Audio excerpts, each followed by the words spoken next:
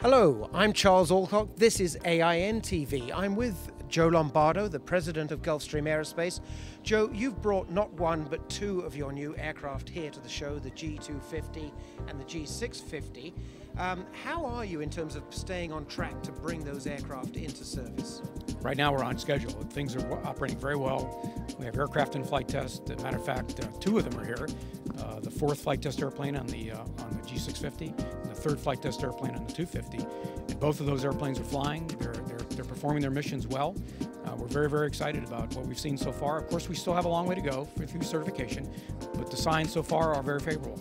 Right, so the customers can expect the aircraft as they were promised. And in terms of performance, has the engineering work, has the flight test work validated the sort of expectations you've set for yourselves? Very much so. And even though we still have more flying to do, the signs so far are very favorable. We just announced today that we went 5,000 nautical miles in the G650, for example, at 0.9 Mach, which is what we've committed.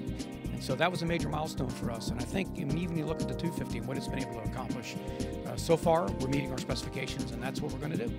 Excellent. Now, for the first time, some people here at this show are going to be able to see the interior of the G650. For the benefit of those who maybe aren't going to see it, what's going to be inside there? What makes that interior special? Well, first of all, we're going to take advantage of the size of the cabin. And the seats are going to be larger. The spacing, of course, is going to be a lot more comfortable for our passengers. The functionality of the interior has been upgraded substantially. It's going to be very intuitive. We've introduced what we refer to as cabin essential, which means that there's going to be redundancy, higher reliability in the components within inside the cabin. Of course, you expect that on an airframe. Well, we should have the same expectation on the cabin itself. So the functionality of the airplane is going to be different, and I think it's going to be exciting for people. We had an opportunity to show some of our media friends yesterday. They had a chance to go into the airplane, and I think they got to see firsthand the degree of change that we've introduced in that interior. Yes, indeed. I saw some passengers using what looked like iPods. What were they doing? Is that to control the features of the cabin? Well, the idea is that you can go in with what would be an equivalent of an iTouch with a 650 app, and operate the cabin, operate your seat, your monitor, your movies, your whatever you want to use, including the shades in the airplane going up and down, the seat positioning. So really, it's going to be an intuitive system, full functioning for you to operate the airplane. And of course, if you wish to use the cabin controls that are either in the seats or on the ledges, you can do that as well. Excellent. Now, as this show opens, of course, the whole industry is looking for signs of a sustainable, true recovery, if you like. What's your perspective? How would you rate the market as things stand?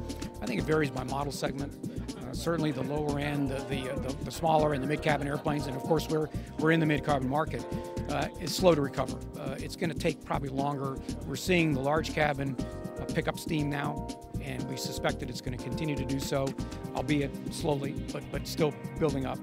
And the mid-cabin will follow, but it's just going to there's going to be a lag there, and I wish I could tell you how long.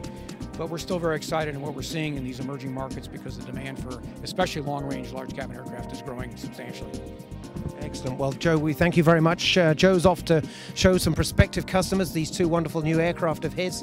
And for AIN TV, I'm Charles Alcock.